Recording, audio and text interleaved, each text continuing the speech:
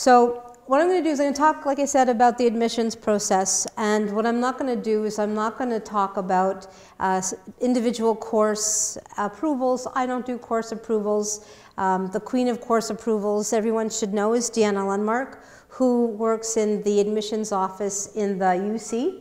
So if you need to have courses approved, then you need to you need to fax her and send her your course descriptions. This is for non-U of G students. U of G students are lucky because you all have a list that you can refer to in terms of which courses you can use as prerequisites for our program. The things that you should be careful about are course weight, making sure that you're always full-time, and that you're following all the rules in your third and fourth year especially. So the goal of the admissions process for the DVM program is twofold. One, obviously, is to recruit students that we feel will be successful in the program. So admissions is really about looking at what competencies you need to succeed as a vet student and making sure that we feel that you're prepared and have those competencies. So you'll see, especially when we talk about prerequisites, that some of the prerequisites for the program are actual course prerequisites for the courses in the DVM program, which I'll show you after. If you're interested in looking at what the DVM program is in terms of its curriculum, you can go back to the website here, and let's go back to OVC. So instead of looking at future students, you'd look at current students, DVM students, and phase information. So for whatever reason, the different years of the vet program are called phases, because you change, I suppose, I don't know. So phase 1 is first year, and you can see that these are the courses that you would take in first year. So right away you can tell some of the courses that are prerequisites feed into the first year program, right? So you have to take biochemistry as a prerequisite because you need it for veterinary physiology and biochemistry. Cell biology is for the histology, and genetics is for veterinary medical genetics. So a lot of our admissions information or the things that we need for admissions relates to what will make you successful and prepared for the DVM program. Okay. Whoops, sorry about that. So the other thing that obviously we want in terms of our admissions process is to recruit people that we feel will be good veterinarians. And that's why there's a lot of other parameters other than academics for the program. So that's the website which I showed you, and it's you should really be looking at it quite often. Anytime there's a change in anything that relates to admissions, it'll go up there right away. Okay, so let's talk about the selection process so you can understand a bit how we choose the students that enter the program. There are 120 students usually in each class, and 105 of them are Canadians, and 100 of them are what you typically will be an undergraduate cohort applicant. So undergraduate cohort just means that when you apply, you're applying with marks from your undergraduate career and the MCAT and the experience that you have, and you're not applying with any information about a graduate degree. There are also 5 seats for graduate cohort applicants, and those applicants are applicants that are in or have completed a master's, a PhD, a master's in public health. So those applicants have to have all the same academics, like the 8 prerequisites in the MCAT, but there's an additional piece that they apply with that relates to their graduate career, and that's where they get to profile all the great stuff they did in research and publishing papers, that kind of stuff. So in order for you to apply as a Canadian, you obviously have to have Canadian citizenship, and that includes dual citizens. So if there's any Americans watching this video or anyone from any other country that has a dual Canadian citizenship, you have to apply as any other Canadian, which includes writing the MCAT and having Ontario residency. So the way it works in Canada for vet school is that each school has a territory, This is a bit unusual. It's not the same necessarily for med school and other types of schools. So if you want to come to OVC and do your vet degree here, then you have to have 12 months residency. So the good news is that if you grew up here as a child and moved away and want to come and do your vet program here, you can. So it's 12 months of residency any time during your lifetime. And we'll also accept 12 months, not necessarily in sequence. So let's say you're originally from BC and you come to U of G for your undergrad. You can accumulate 12 months by staying here for 12 months worth of summers while you work or volunteer. You just have to make sure that you have proof that you've been here for those months. So those 12 months can't be while you're in school, in university, but you can accumulate them over summers staying in Ontario.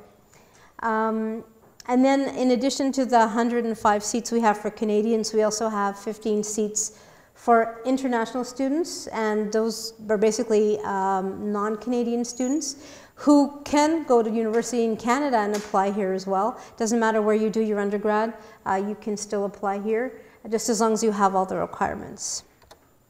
Okay, so all of you should know that you need to have completed 2 years of a bachelor's degree. I put BSc here just because the majority of students that apply to our program do come through Bachelor of Science programs, but really any bachelor's programs can do. We have people in the program that did BA, who did a Bachelor of Arts and Science. We also have people in the program that come from engineering degrees and other degrees, so really you can do any bachelor's program in any accredited university as long as you take the 8 prerequisites and write the MCAT. That's really all we need. So these are the 8 prerequisite courses. No surprises there. That's on our website. It's pretty clear. The term biological sciences is really a broad sort of category. It can include a lot of different types of courses like physiology, anatomy.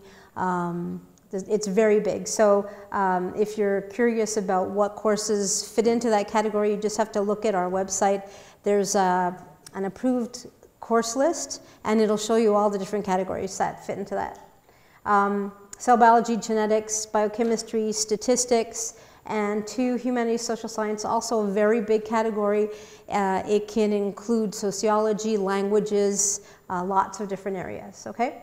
So if you plan, like for the people here in 3rd year or 4th year that are applying this year, all your courses must be completed by the end of this semester.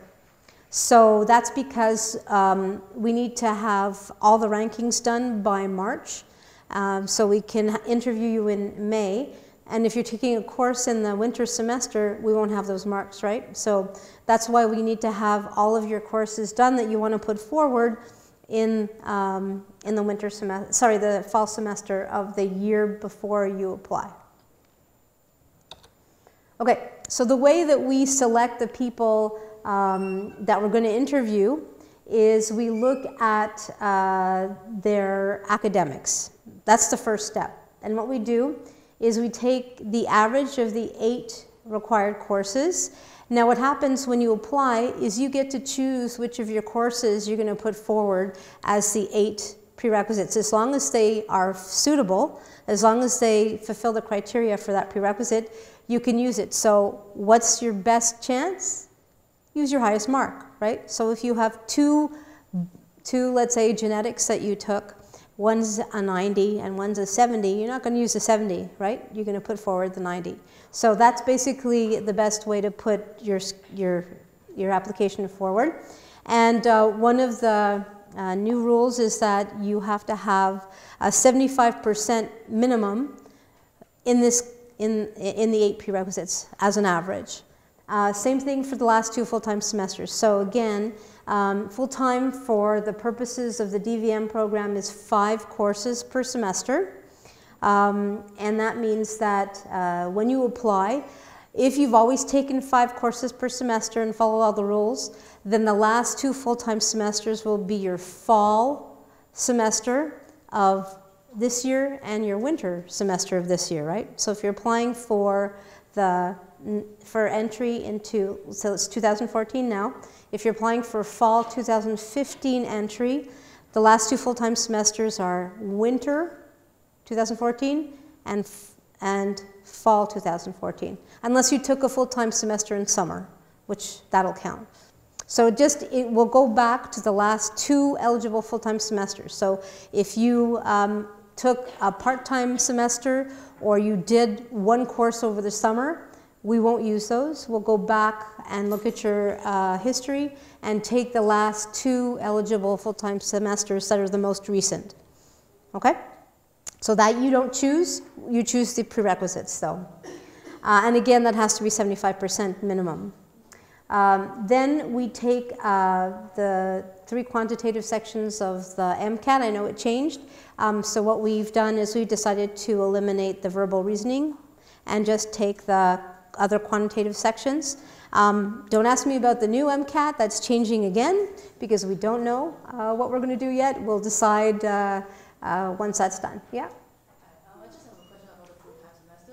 Yeah? You said we have to take 5 courses, or you do mean like 2.5 credits? Yes, that's right. So the question was, when I talked about full-time semesters, I said 5 courses, or the equivalent credit weight. You're right. So it could be some courses, instead of what University of Guelph uses is 0.5, it could be a 1-semester course that has a 1 credit weight, and then 3 other courses, right? That's what you could do, for sure.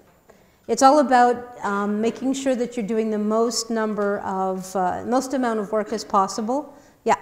Were you referring to the written section of the MCAT, or the verbal section that's limited to this? It's the... Because there used to be a written Yes, section. the written section, that's right. Okay, so the Yeah. verbal still is included. Yeah, sorry, the written section, you're right. Thank you. Okay, so going back to the assessment, what we do is we put together these 3 marks. So the average GPA of the 8 courses becomes 40%. The average of the last 2 full-time semesters becomes 40%.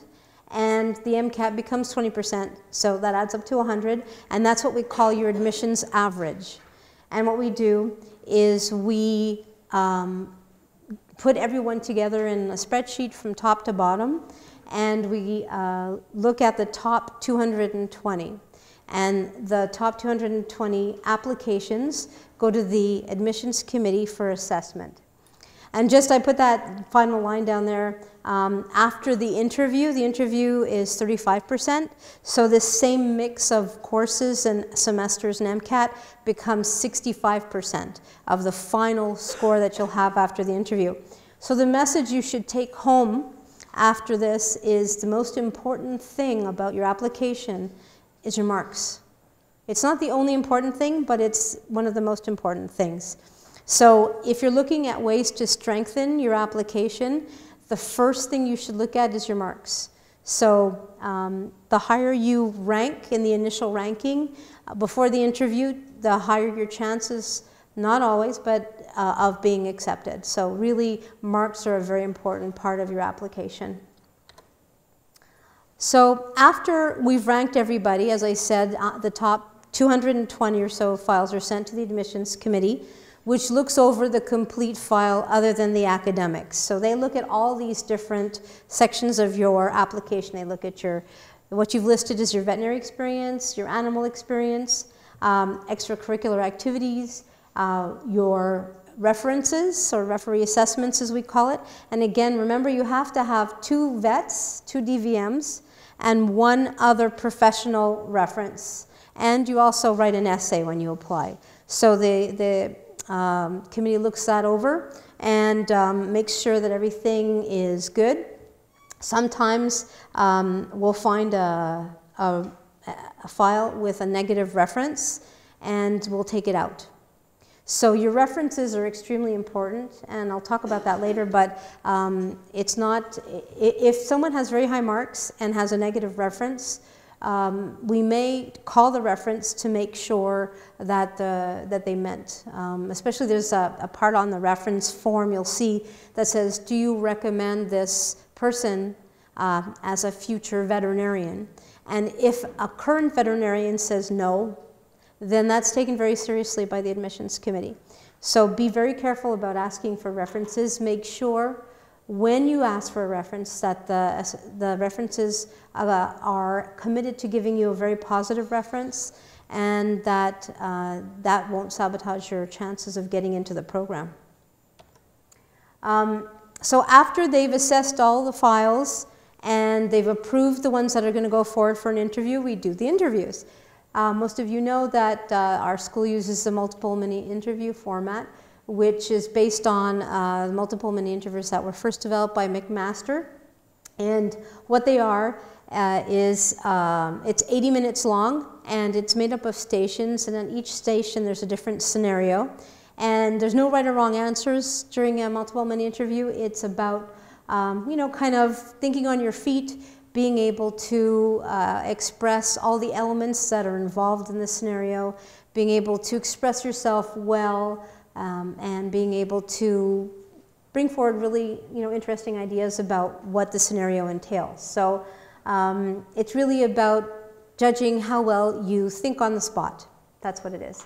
And in addition to scenarios, there's one station where the interviewers are going to ask you about something in your background information form, either a veterinary experience or an animal experience or an extracurricular experience, because they want to hear more about what you've learned in your travels in veterinary medicine.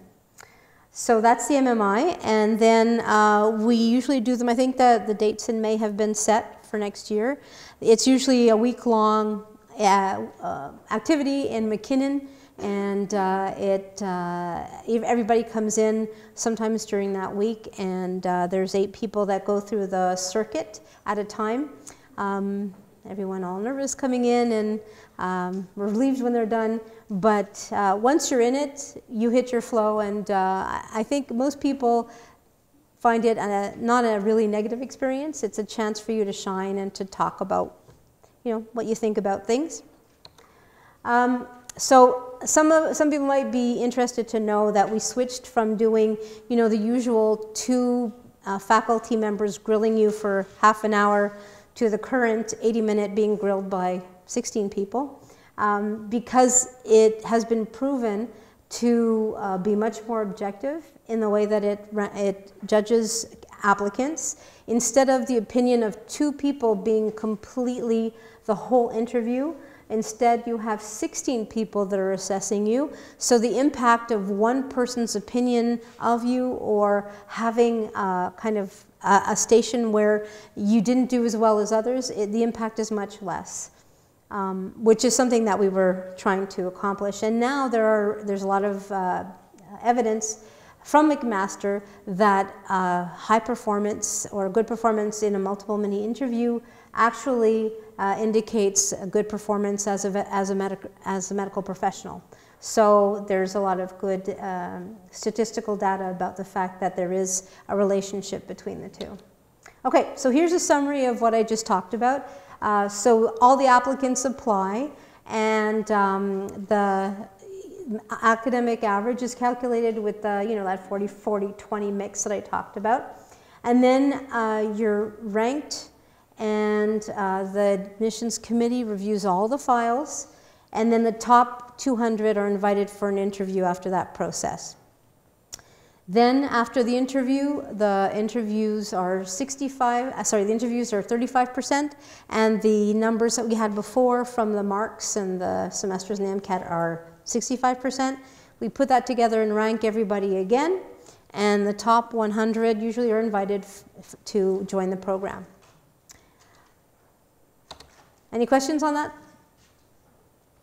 No? Yeah. Do you mind just explaining the essay portion a little bit?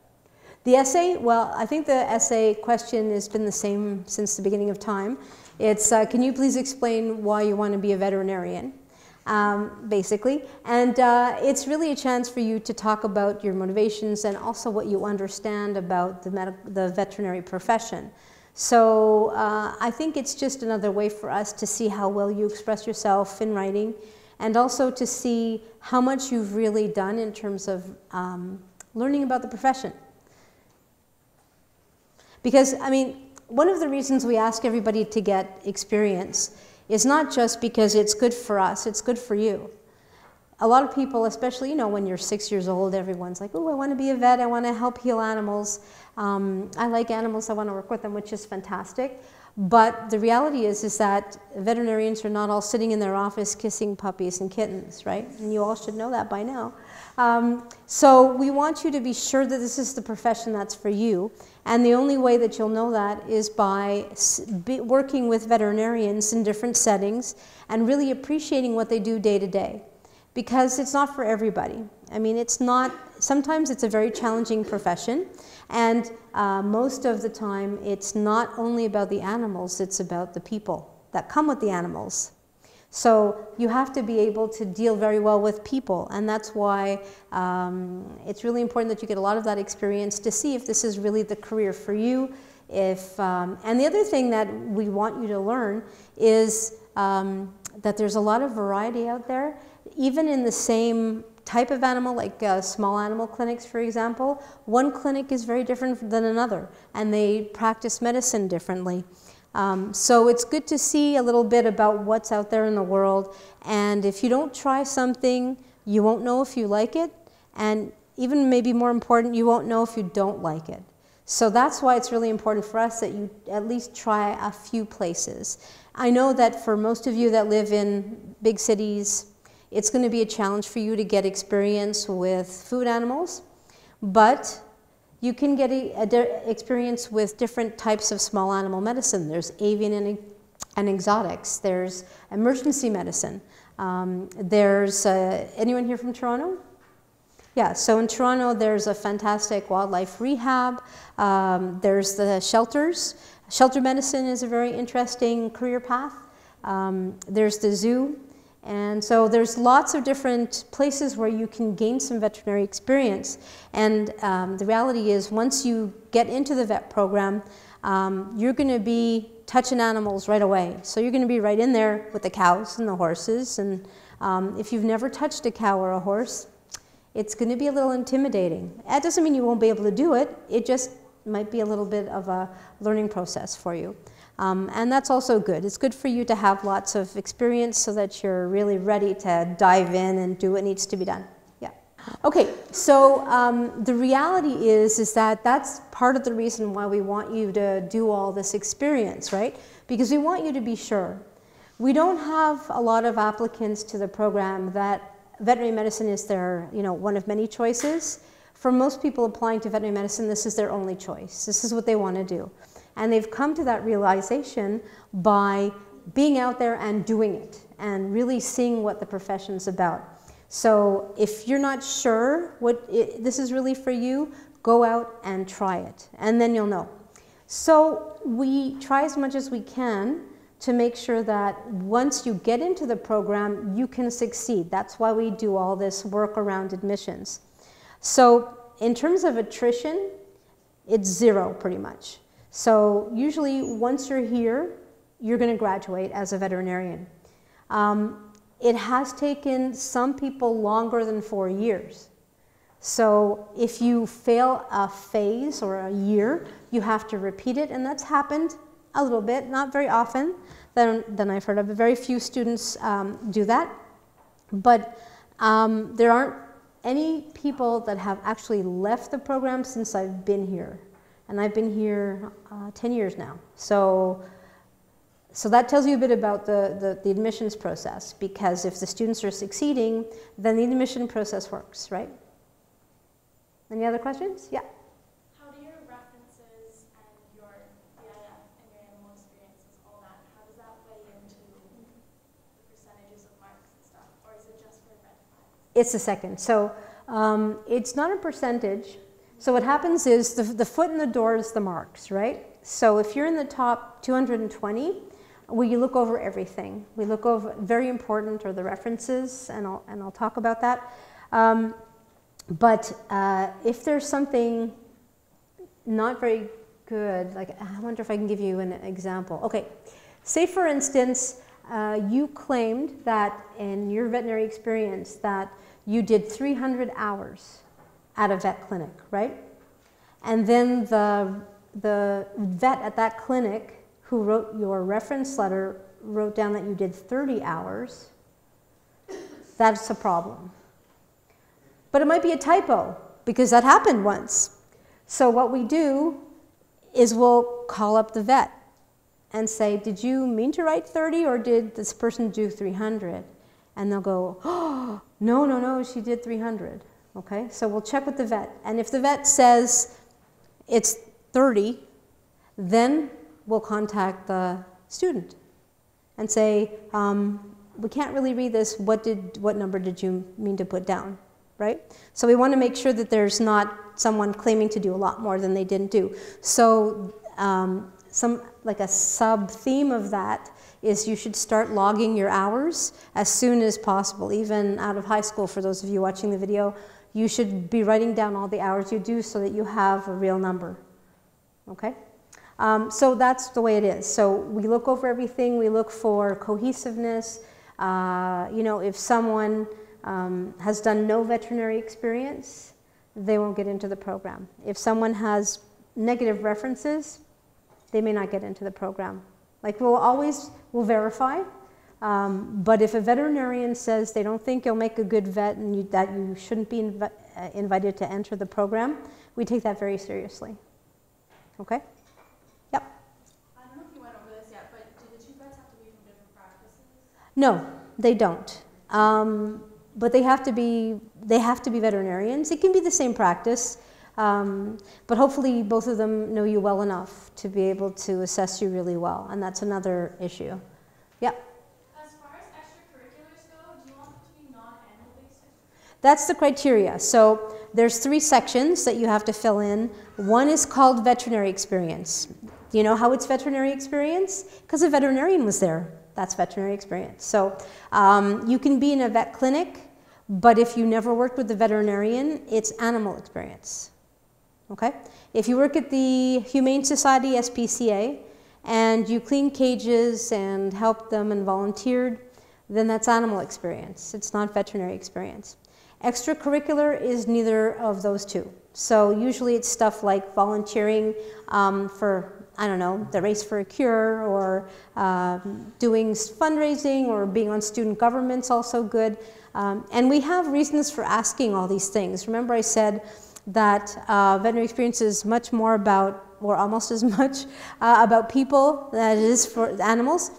Your extracurricular activities are a way for us to judge if you've developed those skills. And it's always a good place to get reference, right? If you volunteered, then you can use them as a reference.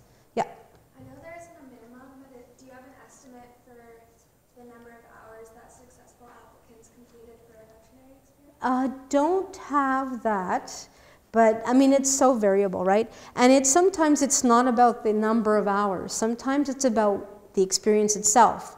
Like I remember a couple of years ago, we had someone who applied who had gone with Vita to a third world country and worked with a veterinarian. It was just for a week, but she worked 12 hours a day beside that veterinarian. And that veterinarian got to see her work in, conditions that probably weren't optimal.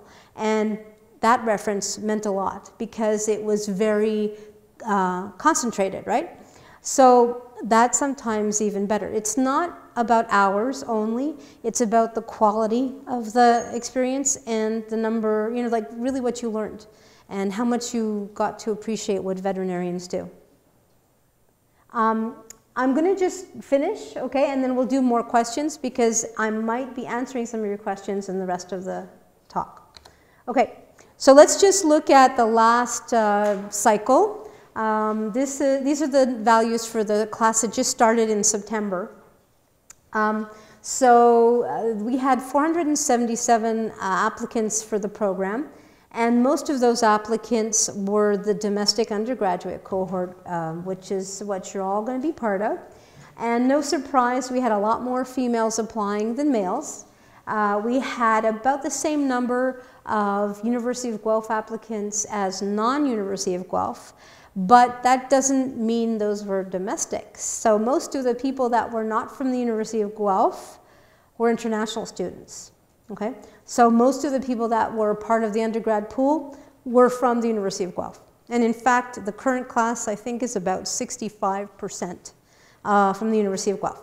But that doesn't mean that they're all from this area. A lot of people come to the University of Guelph, like probably a few of you have come from places like Ottawa, Thunder Bay, Windsor, you know, St. Catharines, all over the province, and came to Guelph because they wanted to be a veterinarian. And because the vet school was here, you figured, you know what, I'm going to be where the action is. So I want to be where the vet school is. I want to get to know the vet school, get to volunteer in their hospital. And we have some really good feeder programs here at the University of Guelph that give you lots of good information that helps you apply here.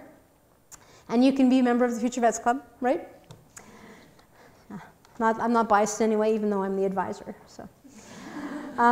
Okay, and so of those 477 that applied, 120 were admitted because that's the size of the class, okay? So down here you see that the majority of the class are made up of people who applied on their first try and got in. About 16% got in on their second try and 10% on their third try. So you can actually apply to our program 4 times, but after 4 times you're cut off. So we can talk a bit about that at the end. So here are some scary numbers for you. The average of the last 2 full-time semesters was almost 86.73. And the average for the 8 required course was an astounding 88%. So I think that's probably the highest that I've seen it. So this crop of students had some very high marks. I know that I told you that 75% was the minimum to apply with, but to be honest, if both your prerequisites and your last 2 full-time semesters are between 75 and 78, your chances are not very good. You're not as competitive. Because remember, the admissions average is 65% of the final rank. So even if you do stellar in the interview, if you're invited for an interview, you're still at the lower end of the pool, okay? I just also wanted to tell you that if you look at those 2 ranges, the person who got the 79.18 in their last 2 full-time semesters probably did really well in their prerequisite courses. And that's why they ended up in the class. So it's not the same person who got the 79.18 in the full-time semesters and the 80.75 in their 8 prerequisites. It's usually one is low and the other is high. Or they're both in the middle. So, okay, and this is the values from the MCAT. I'm not sure it really tells you anything, but that's about it. And those are just averages. We have a big range, so it's really, the MCAT's only really worth 20% at the beginning. If your MCAT score is really low, it might be worthwhile to rewrite it, but the meat is in the marks, right? In your marks. And then for the interview scores, the average score was 80.4%. And the range, and this is just for the people that were admitted, the range was 65.75 to 94. Someone got a 94 in the interview, so that's pretty good. Okay, so we've talked a bit about how you can improve your application, and like I said, and I'll keep saying, academics is extremely important. Now, I know that it's a bit intimidating to see all those numbers up there, but the reality is, first, that in first year, most people do not do as well as they are able. So do not be discouraged if your grades in first year are not as stellar as you want them to be. You'll improve, hopefully. Most people do improve in second and third year because you're starting to take courses that really interest you. The first year courses are very general. And you know, once you start really studying the stuff that you love, then you're going to start doing well. And that means sometimes it's better to wait even until 4th year to apply because you're going to really enjoy your courses. They're all about the major you're in. Hopefully you'll do well. The other side is if you're struggling, get help. Don't let your marks hold you back. If you want to be a veterinarian, you need to perform academically because it's going to be a very demanding program. So sometimes you'll need a little support. Go get your support. We have lots of support here at the university. We had one student who was really struggling in first year, and it turns out she didn't know she had a learning disability. So she, even, you know, in first year, she was diagnosed with a learning disability. She did the assessment, and once she was diagnosed, she was able to develop strategies that really helped her. And she went from a low 70s average to 90s. So if you're really struggling, it might be worthwhile to see if possibly you have something that needs to be looked at. Don't let it hold you back. Because if this is your dream, then let's try to make it happen. Okay, so just some you know, rules that you need to know. After second year, that means after 4 semesters are done, most of your courses have to be in 3rd or 4th year level. So that means that in 3rd and 4th year, most of your courses have to be 3rd or 4th year level, either one. So even in 4th year, you can take 3rd year, it doesn't matter. And then the rest, 40% of your courses, can be whatever level you want. So if you want to take a 1st year German, or you want to try your hand at something that you've never done before as like a sociology type course, then you can do that. Just make sure that you're not repeating any content from any other courses that you took in your university. And like I said, you choose your 8 prerequisites, so you choose the ones with the highest mark. For the MCAT, we're going to accept your best score. So if we get 4, 3, how many MCAT times you've written the MCAT and gone through that torture, we won't judge you, but we'll accept the best score out of all the ones you send us. Yeah. What if we had a 1.0 credit course? So let's say you took human physiology or mammalian physiology. Yep. Would that be worth 2 biological science credits because it's worth 2 credits? I believe so. So if you got 100 in it, you'd be 2 100s. Yeah, I believe so. The person that rules, person that rules, I take it you did well in that course. No, I will though. You will though. All right, I like it. I like that. The person who is the queen of the courses is Deanna Lundmark. So I would email her that question, or better yet, there is a Future Vets Club forum. People know that online. And what you can do is you can post that question, and then I will make sure with Deanna that that's the answer, and I'll post it for everybody. So absolutely. Or you can post that information on the website if you find out. But I believe you're right. Okay, and then animal and veterinary experience. Well, I think this is pretty basic information. Like I said, start logging your hours, and there's no minimum number of hours. It's not about the hours, it's about what you learned. And you know, if you want, even have a diary and write down some of the interesting things that you've done. Because after you've been doing veterinary experience for 2, 3 years, you might forget all the interesting stuff you did in the first 6 months. So definitely write that stuff down. The other thing that we want to encourage is we want you to get experience that has a North American context. So you're coming to school in Ontario, and you're going to be learning to do veterinary medicine in Canada, in the United States. So the best way to prepare for that is to have done it. So we really want you to get some experience in North America so that you'll understand a bit about how standards of care are done in our country. Referee assessments. Again, I can't emphasize how important it is that your references are good. So you have to have 3. 2 have to be veterinarians. They don't have to be veterinarians in clinical practice. They can be veterinarians that are faculty. I'll say that again. They can be members of faculty.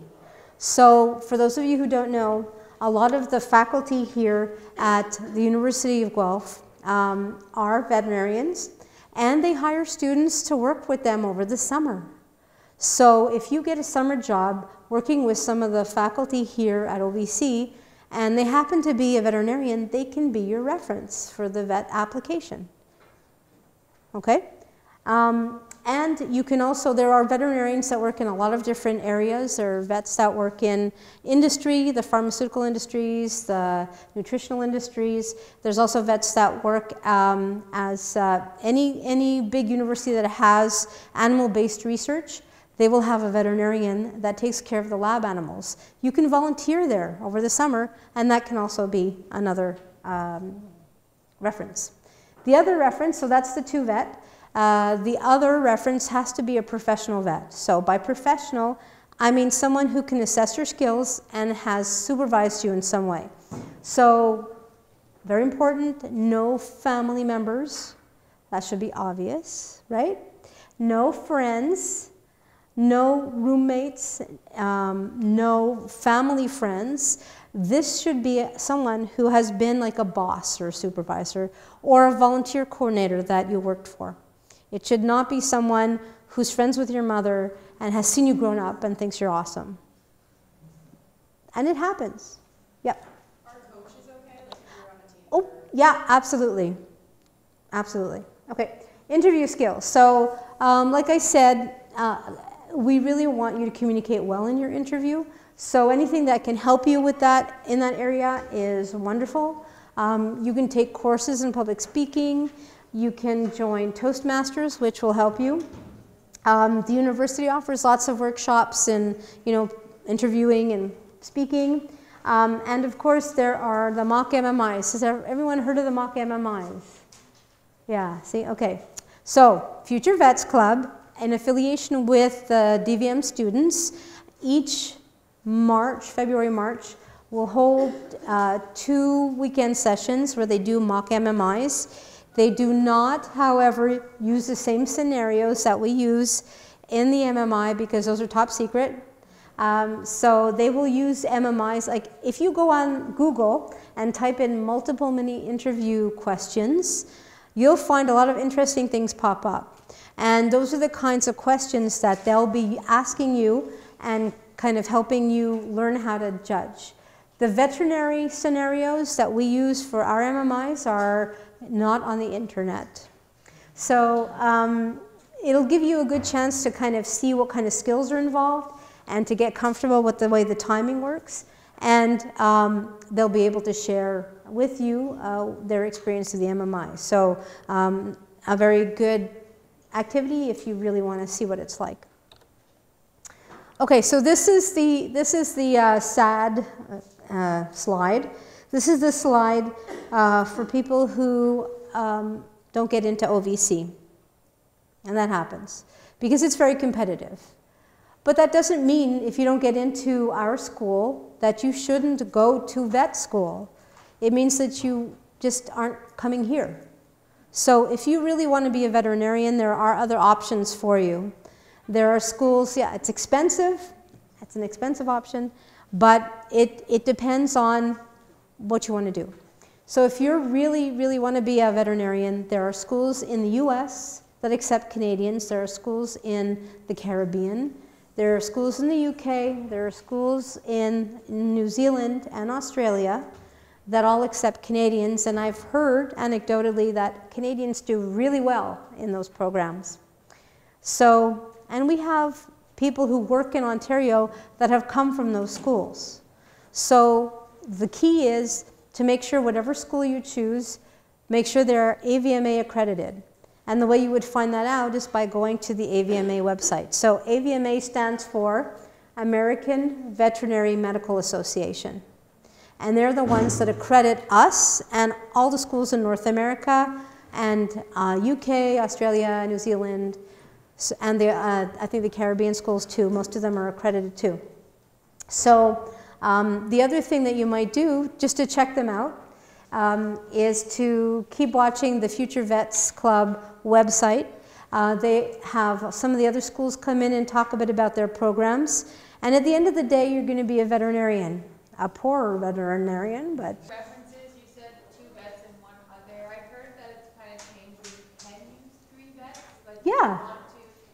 would you say it'd be better not to? Or? No, it doesn't matter. It doesn't matter. If you want to use 3 vets, sure. Just don't send us more than 3, because we don't want that. Okay, yeah, so that's true. Like the third reference can be whatever, as long as it's not, family, friends. Yeah. You said that all requirements must be completed by the fall. Yeah. So if I'm in second year now and want to apply in third year, they have to get done by this fall. Okay, if you're in second year, The rule also is you have to have done 2 years. That's another requirement of the program. So you have to finish 2 years. But if you've done all the prerequisites and you're happy with your averages, you don't have to do a 3rd year. You can just volunteer instead of going back to school. Not many people do this because you have to have a plan B, right? You may not be accepted. So yeah, so that's, you can, but you have to finish 2 years of a bachelor's before you apply here. So that would be applying in 3rd year. They would all Yes.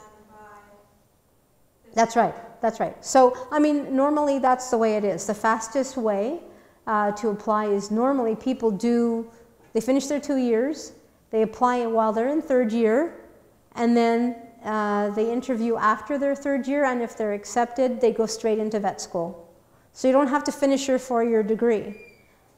Like, no one's going to ask you the first day that you interview as a vet job, okay, so did you finish your bachelor's before you went into vet school? No one's going to care. So it's up to you. If you want to finish your bachelor's and get the honors, then you can do your 4 years. It's up to you. But to be a veterinarian, to come here, you don't have to finish your 4-year degree.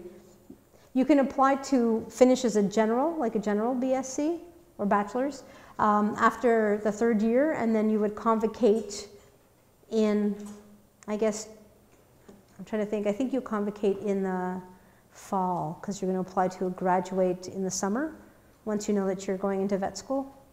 Yeah. Yep. So for the reference and job experience part, does it have to be during university or could it be prior to it? This is for vet experience? Okay, so given that you're in 3rd year when you apply, right, your vet experience beforehand is 3 years old. So if you feel comfortable going to the vet that you worked with 3 years later and asking for a reference, yeah, you can do that. You definitely put it down in your application, but I don't know that I would go to my, the vet after 3 years of not seeing them and go, can you give me a reference for vet school? Oh no, I meant more like time that I worked prior to coming here. Oh yeah. Yeah, you put it on your application, absolutely. You put everything in there. You want to impress them, right? Yep. Do you know for people who are applying this year when the background information form and referee assessment form will be made available online? Good question. So every year we change it a little bit. So the background information form normally becomes available after January 1st. Okay, because it's not part of that initial application, right? The first deadline is January 1st, and that's where you just kind of apply. You put your name in, you pay your fee, and you make sure that we get your MCAT score. And you have to make sure that you release your MCAT score every time. It's not good enough if you released it last year and you don't do it again. You have to do it again, okay? The referee assessment form, we had hoped to put it out in August, but it didn't work out that way. So we're changing it, and we're hoping to have it available by the end of September, okay? Like, I know that people volunteer over the summer and then they would have liked to have given their person the form right after. Sorry, it didn't work out that way. We're trying, but it didn't work out. Okay? Anyone on this side of the room? Yeah? So if you don't get in the rejection letter, do you say why you didn't get in? No. That's why I do this.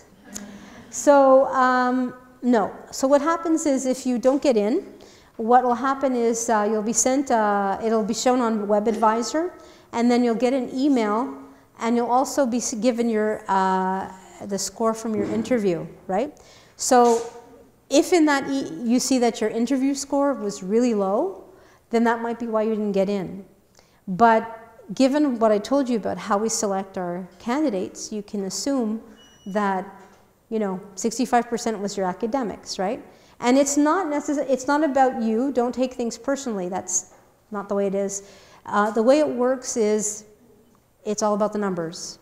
It doesn't mean that you won't be a good vet. It doesn't mean that you won't be a good DVM student. It just means that related to the pool of applicants, you weren't as competitive as someone else. And sometimes the difference between the person, like the 100th person that got in and the 101st is 0.1%. Sometimes it's that close. So what you need to do is keep like trying to get your marks up. Anything else? Yep. I had a question on the MCAT. You had a slide with the 3 sections and like the averages. When OPC is looking at your application, like how do they weigh like different scores for each section that you? They don't. They don't. They don't. It's just that 20%. That's all we do. So if you got like a higher score in one, like let's say vertical section, it doesn't really matter. It's just one. No, doesn't matter. And to be honest, most of the time, the pattern has been that most of the students in the DVM program tend to rock the biological science section, and the physical, not so much. Yeah. Who here loves physics in this room? Raise your hand. Oh, yeah. All, what, 4 of you? Yeah. That's the way it usually is. So people who go into vet medicine tend to be more attracted to the biological sciences. And of course, if you like something, you're going to do well in it, right? So we see that in the MCAT.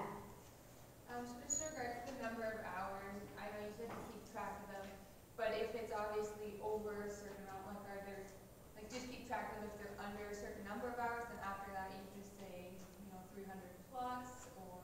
No, we ask you for the number, so you have to have numbers. It's been like years, like it'd be kind of hard to keep track of. I know. That's why you should log everything. Yep. That's exactly it, right? So sometimes you start off volunteering at a clinic maybe once a month, on the weekends, and then you work for the summer, and then you go back and you work again on the weekends during the school year. So you have to have that all written down. It's to your benefit, right? You want to really reflect what you've done. So, yeah. Yep. For the reference letters, can you, say you apply and then you don't get in, can you use the same reference letters, or they have to be like up to date? Yeah, you have to get new references every year because the form changes. Yeah. Yep. Can you use the same vet? Oh yeah, you can use the same person, but they just have to write the reference again. You have someone back there? No? Okay. It's the same questions. Yeah, okay. Yeah, you see? Everyone has the same questions. So it's good to ask questions, yeah. How does having a minor affect the application? Doesn't, Is it worth it? if you, well, yeah, it's up to you. I mean, if it's something you love, right, then you're going to do well, like I said. So as long as you follow all the rules and you take the courses that we need and you make sure that you're doing everything in terms of, your course load and the seniority of courses and all that. If you feel that taking a minor will help you academically, then go and do it. If it's going to make it harder for you or if it's going to bring your average down, that's a choice that you might have to think about. Yeah. Yep. So it doesn't matter how long have you known the vet, as long as he or she is willing to give you a good reference and you have welcomed them. Yes. Okay, like even if I just met him or her like yesterday and I worked with them like for a couple hours and. Yeah. Okay. So let's talk about the form that they fill in. So. Before you ask anyone for a reference, I think when the form goes up, you should take a look at it. Because the veterinarians and the not veterinarian have to fill in a grid. So there's a grid that they fill in where they answer questions like, do you think this person is going to make a good veterinarian? And that's a good question that we ask our vets. But there's also all kinds of personality traits that the vet has to fill in, like emotional intelligence, communication skills, ability to deal with conflict, ability to lead, like leadership ability. And there's I think there's 16 different traits they have to rank you on. So if I just met you yesterday and they can't fill it in, they don't know you well enough, and that's bad. Like that, if we see that on a reference, that's bad for us. So it's not that you have to know them. They have to know you. They have to be able to assess you, right? So that's really important. So that's on the basis of that, I would choose my references on who can assess me the best and in a favorable light, obviously. Right? Yep. What's considered like a really low MCAT score, like in general? 1. I mean, I don't know what you want me to say. I mean, we don't have people that get like 0, but I've seen, I think the lowest one I saw in the last cycle was 4 in the people that applied. But like I said, you know, like people tend to really do well in that person that got 4 also got like 13 in the other section. So yeah. I know you were saying that you worked for a vet in high school and not talking for years, it's probably not good to ask them, but if you did work for a vet in high school and have since like kept in touch and they've agreed to write you a letter, like would it look bad seeing as you haven't worked with them for a few years if you have agreed for them to do that? Or? It's not that it would be bad, it's just that it shouldn't be the only thing, the only vet experience you've done. No, yeah. Yeah. Like they just say that person knew you better than. If it's balanced with something more recent, I'd say no. But again, if you've worked with a vet in high school, like say for co-op, and they knew you really well then, I mean, you do a lot of changing between high school and third year in university. So I'm not sure that they really can say a lot for who you are today applying to the vet program. It's not that you can't use them as a reference, it's that I think it would do you a disservice, because I think as you get older, you also get better, and you know, your leadership skills increase, your ability to deal with conflict, you know, because you've had more conflict, maybe, and you've had to deal with it. So the answer is no, but. Okay? Yep. Where you log your extracurriculars in your annual experience, do you need someone to sign off for that as well? Or is that just mainly like you're typing it in? When you fill in the form where it asks you about your animal experience and your vet experience, you're going to be asked to name somebody who you worked with that can vouch for that. It's not that we'll check, but we might. Yep. Do you want logged individual experiences like total or like just total number of veterinary experience, total number? So when you look at the form, I don't know if you saw last year's form, but so each section is like, okay, name of the clinic or name of the place, right? And then an average hours per, I think it's a week, and then total. You know, so when it says average number of hours, I mean, that can vary, right? So like I said, sometimes you volunteer just on the weekends and then all summer, but then the total number of hours should be the total for that place, okay? And I think you have to put down dates too, so you put down which dates you were there. Anyway, you'll see the form. Any questions? Okay, so for those of you that have not seen the OVC, the other thing that I'll let you know is we have regular tours of the college given by current DVM students every Friday at 12:30.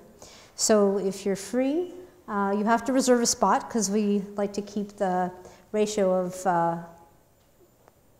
tour guides to participants, you know, pretty low so you can actually chat.